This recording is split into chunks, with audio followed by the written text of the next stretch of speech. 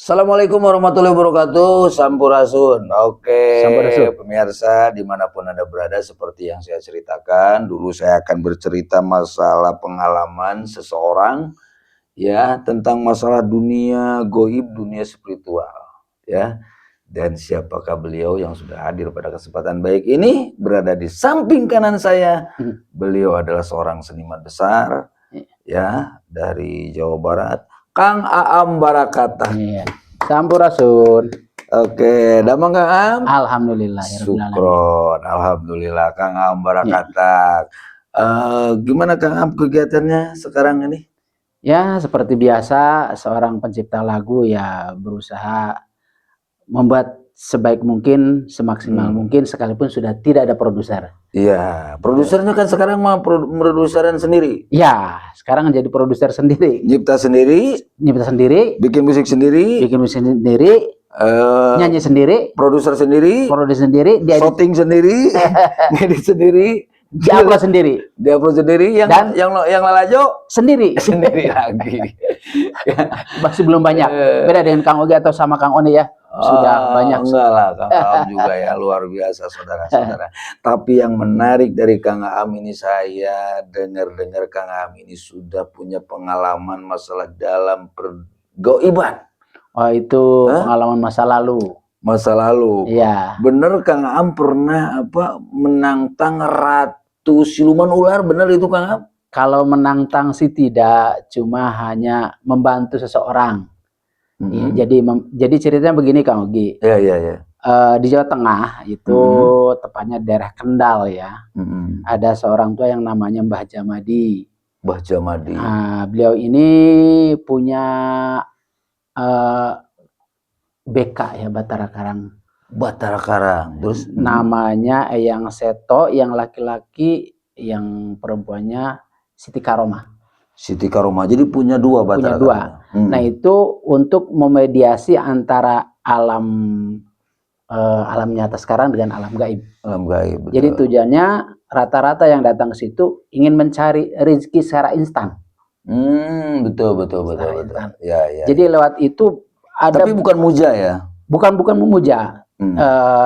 Lewat bantuan itu yang namanya BK itu ya, itu yang memediasi, yang membantu. Jadi untuk mencari uang di luar inilah, di luar apa ya? Di luar nalar. Di luar logika. Di luar logika. Artinya bukan pesugihan. Tapi bukan pesugihan. Bukan pesugihan, tapi adalah satu syarat untuk bisa mendapatkan rezeki yang lebih banyak. Ya, secara instan. Ada beberapa menu di situ disediakan. Menu itu ada yang namanya ngamen dalam tanda kutip ya. Ngamen dalam tanda kutip. Kemudian ada juga GM, jual musuh. GM jual musuh. Ada juga GM jual melon. GM jual melon. Nah, yang ngamen itu apa? Itu istilah ngamen itu Kang? Jadi ngamen itu istilahnya keliling-keliling di daerah kota untuk menarik uang, jadi bawa kantong. Jadi ngamen itu memang ada persyaratan, ada uang yang ada uang, beli persyaratan sesajen segala macam. Kemudian nama-nama dicatat yang ikut di situ. Yang ikut di situ tidak boleh ganjil, harus genap 2, 4, 6 atau 8 orang. Kalau ganjil tidak boleh. Jadi ada juga yang, tapi sebelum ngamen itu dilaksanakan pernah karena ingin mencari rezeki yang lebih besar, yaitu GM jual musuh ya. Jual yang lebih gede lagi. Jual musuh. Kalau jual musuh itu bisa mencapai 65 miliar. Dapat uangnya itu. Dapat uang 65 miliar. Itu dari mana dapat uangnya Kang? Iya, dari alam gaib, dari ratu. Dari ratu. Nah, itu caranya GM itu bagaimana cara prosedurnya itu? Prosedurnya memang ya, si Mbah Jamadi juga kan tidak bisa menikmati hasil rezeki yang 65 miliar itu. Makanya dia meminta sebelumnya ya sebuah mahar. Mahar itu kalau nggak salah 12 juta ya. 12 juta. 12 juta dari seorang pengusaha ini apa namanya itu, lupa lagi, semacam serabi gitu ya, tapi yang manis itu. Namanya cucur itu Pak Jianto. Dia menggadaikan tanahnya ke BRI 12 juta untuk memenuhi persyaratan untuk mengikuti GM jual musuh. Jual musuh sampai menggadaikan tanah. Sampai menggadaikan tanah. Iya, terus gimana tuh ceritanya Kak? Ceritanya begini, jual musuh tetangganya Pak Yanto itu ada yang namanya Pak Yono yang dulu sebagai supir ya. Pak Yono itu punya istri dan istrinya itu ya selingkuh. Selingkuhannya itu aduh lupa lagi namanya ya, tapi enggak, selingkuhannya istrinya Pak Yono itu di Pak Y aja lah. Pak Y. Jangan ya, Pak Y itu. Pak Y itu punya istri Pak Y punya selingkuh. Dan selingkuhannya kebetulan ada fotonya. Iya. Jadi namanya inisial D aja. D aja ya. Nah, yang ada di foto itu. Di foto itu. Lalu foto itu diajukan dengan uang persyaratan 12 juta. 12 juta itu salah satunya salah satu persyaratannya adalah untuk beli darah. Darah itu belinya di rumah sakit kalau tidak salah 4 ampul. 4 ampul atau 4 labu. 4 labu aja kalau kali GoPay itu udah 2 juta ya. Itu terus kebetulan waktu itu semuanya ada 6 orang ya, 6 orang. Ada 6 orang ya, semua anggota di situ. Yang ikutan mau ritual jual musuh. Enggak, yang mengantar. Yang mengantar. Mengantar. Jadi yang mengantar tidak boleh 3, tidak boleh 5. Harus genap. Genap 6. Salah satunya di sana saya ikut. Kemudian setelah diberikan uang 12 juta, tunggu 1 hari, nunggu, kemudian si Mbah itu mencari ya karena sudah punya langganannya, dapat darah, kemudian dapat darah, terus nama-nama orang dicatat. Si A, si B-nya. Kemudian dengan darah itu dimasukkan ke dalam kamar ya, ada kamar yang memang khusus semacam istilahnya kijing ya, semacam makam gitu ya, tapi 2 itu tempat bersemayam mereka itu ya. Tempatnya gelap sekali itu di kamar itu, di ruangan itu. Si darah itu disimpan di 2 ampul. Saya lihat itu langsung habis pakai abogi. Habis dimakan siapa itu? Ya nggak tahu, pokoknya habis, kosong aja, asalnya penuh 2. Nah setelah itu kata si Mbak, kata eyangnya itu, ini bisa boleh kata diajukan. Siapa yang mau ritual di tempat yang tidak di situ pelaksananya, tapi di luar. Di situ hanya ritual untuk pembukaan, minta izin karena boleh dilanjut atau tidak. Karena 2 BK ini yang akan membantu memfasilitasi 2 Batara Karang itu. Tapi tetap harus ada ikhtiar dari 6 orang ini yang siap ditunjuk, yang siap untuk ritual di luar tempat, itu di daerah pinggir hutan yang ada sungai. Nanti di sana sendiri gitu. Oh gitu. Si Y itu yang punya istri itu dia takut. Jadi ritualnya ke sana itu nanti siangnya puasa dulu. Setelah puasa nanti malamnya bukanya itu tidak pakai nasi, harus pakai bubur kacang. Kalau pakai nasi. Amis itu berarti enak ya. Enak. Tapi pandangan gaib katanya kalau makan nasi berarti dia kelihatan punya duit. Jadi pandangan dari gaib kalau makan bubur kacang harus kelihatan sangsara ya. Begitu. Jadi makan bubur kacang. Nah, orang yang pertama ditunjuk itu namanya F ya, inisial F. Inisial F. Untuk ritual di tempat sungai tadi. Sungai itu. Nah, sebelum itu dia diberi penjelasan. Nanti ritualnya seperti apa? Ya nanti duduk di batu di pinggir sungai ya, di pinggir hutan. Kamu pejam mata itu pakai ini jas hujan ya. Pakai jas hujan supaya satu menghindari misalkan ada ular ada apa. Kedua kalau hujan pun harus terus, jadi seandainya hujan jadi tetap dilaksanakan. Tidak boleh mundur. Harus standby di tempat ritual. Nah, di depan ada kain putih pakai bunga-bunga. Ada sedikit 1 lilin. Setelah itu nanti Simba tuh ngasih saran, nanti ada datang kamu pejam, istilahnya jangan baca Al-Quran, jangan baca Al-Quran, berdoanya Ibu Ratu segera datang, saya minta rezeki. Nanti kalau Ibu Ratu datang, kata si Mbah itu, bilang saja kamu kesini ada apa, mau minta rezeki. Nanti jawabannya persyaratannya apa? Itu yang sudah dikasihkan sama si Mbah. Mbah yang tadi. Jadi persyaratannya kan itu yang nama orang itu yang mau diambil, gitu. Jadi terus ada pertanyaan lagi, kalau misalkan ada pertanyaan lagi, anak istri kamu dibawa, kamu tolak saja, jangan, cukup itu yang dikasihkan sama si Mbah. Ya kamu pejam mata, kalau itu sudah datang, kamu buka mata, jangan sekali-kali lari. Kalau lari itu bakal celaka.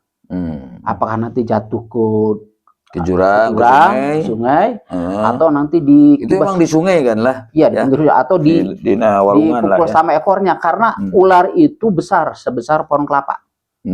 Kemudian ke atasnya itu wanita, cewek cantik. Nah, akhirnya sudah selesai puasa, kemudian diantar, disiapkan sesajennya, ya biasa ada dupa, ada menyan, ada bunga-bunga itu 7 macam-macam. Kemudian ditinggal. Setelah itu dia suruh bersila, jangan bergerak sedikit pun. Nah setelah itu kamu kalau ada yang datang, kemudian istilahnya apa? Noel apa? Menyentuh itu ya harus bangun, nanti ada komunikasi. Nah kalau sudah komunikasi, sudah beres misalkan, kemudian dia ngasih sebagai apa, dua gepok ya, ambil saja, nanti ambil dengan bunganya disatukan, itu tadinya ceritanya disatukan, lalu dibawa ke kamar yang tadi ritual, yang tempat awal jaraknya dari tempat awal rumah Mbah Jamadikis itu tuh 2 kilo lumayan. Jauhnya ya cukup. Terus? Jadi bawa simpen di kamar, nanti tunggu sampai beberapa jam, nanti di kamar itu ada 65 M. Ngabunduk lah gitu. Jadi bukan di tempat itu, jadi mintanya ke situ.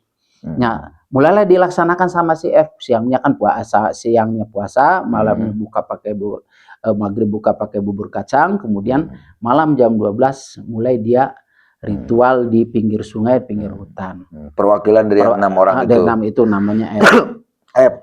Jadi dikasih baterai juga. Jadi kalau ada apa-apa itu ditinggal sendiri. Ada apa-apa tinggal baterai senter ke atas. Nanti yang lain turun ke bawah. Jadi nunggu jaraknya lumayan itu, kisaran 200 kilo. 200 meter. 200 meter. Bawah kan itu kan ke bawah, kita nunggu di atas begitu. Ditunggu dari mulai jam 11 ya. Sampai jam 3 tidak ada senter ke atas, tidak kelihatan. Pas adzan subuh, kita semua turun ke bawah, itu CF itu posisinya begini saja, terlungkup tidur. Dibangun, merungkut.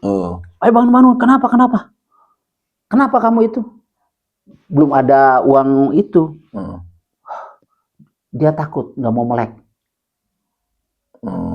Ada yang datang? Ada, cuma saya takut. Jadi nggak bangun, mestinya bangun.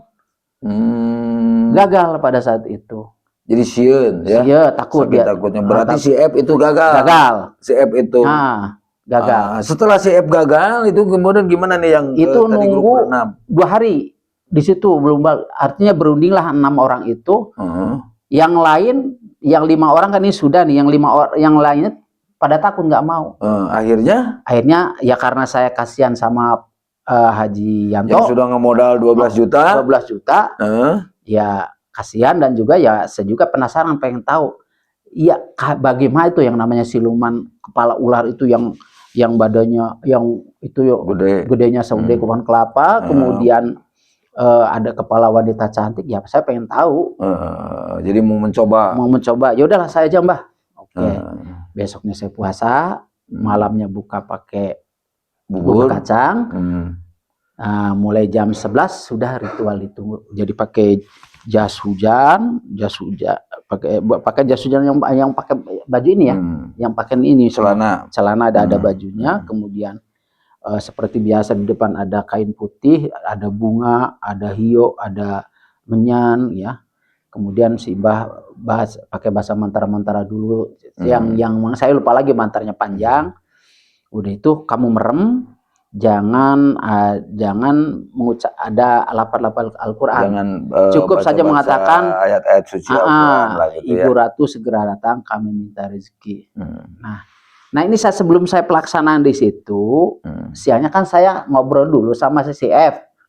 Malam kamu didatangi enggak waktu kemarin? Ya saya didatangi. Ciri-ciri datangnya bagaimana katanya?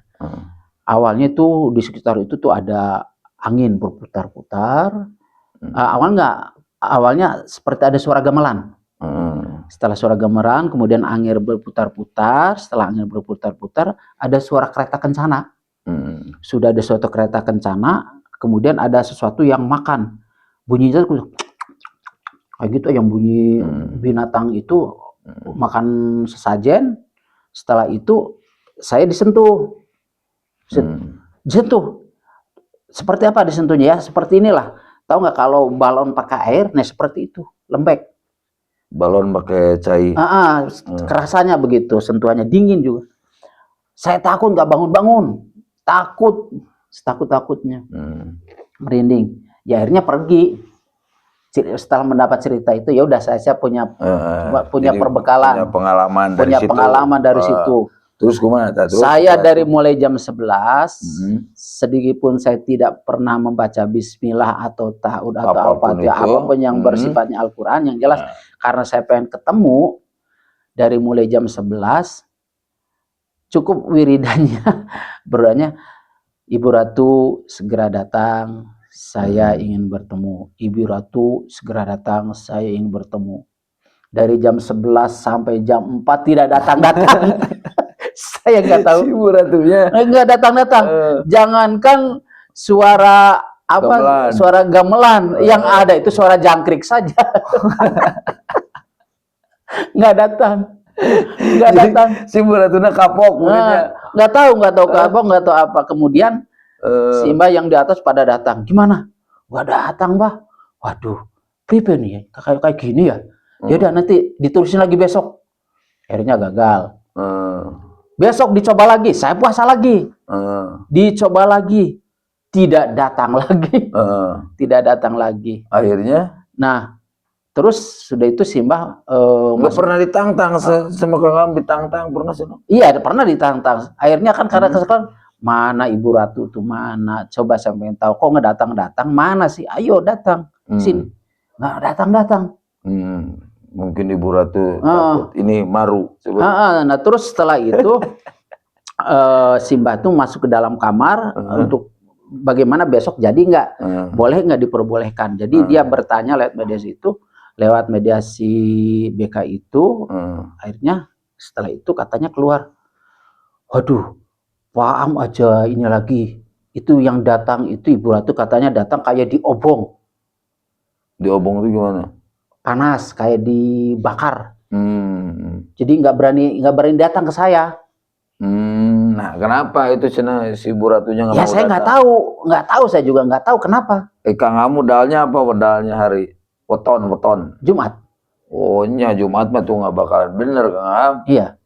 Jadi yang namanya hari Jumat itu biasanya kalau mau pesugihan mau apa konon katanya gitu. Itu tidak akan berhasil. Nggak bakalan ini soalnya apa silumannya nggak mauin. Kayak diobong tuh kayak dibakar. Diduruk. Padahal saya tidak pernah baca apa-apa begitu.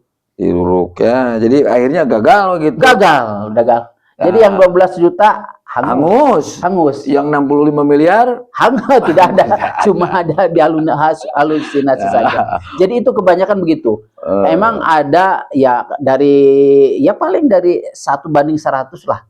100 yang datang ada yang berhasil. Memang ada yang berhasil itu ya. Pun juga saking sudah kapir, sudah benar-benar sudah nekat gitu. Jadi intinya kalau yang berhasil itu ya sudah tidak memikirkan kehidupan setelah mati. Yang penting hari ini dia kaya raya gitu.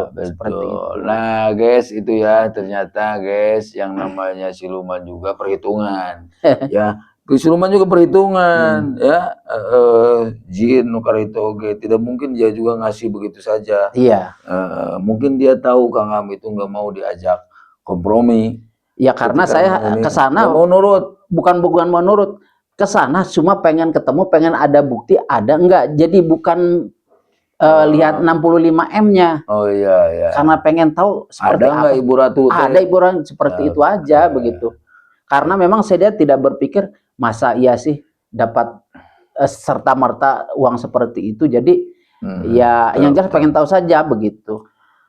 Ya yang jelas ini mudah-mudahan Kang Ham ya ini menjadi pelajaran bagi kita semua ya, apapun itu perjalanan hidup lah ya. Ya betul. Apapun itu adalah suatu pengalaman, terutama dalam bidang spiritual.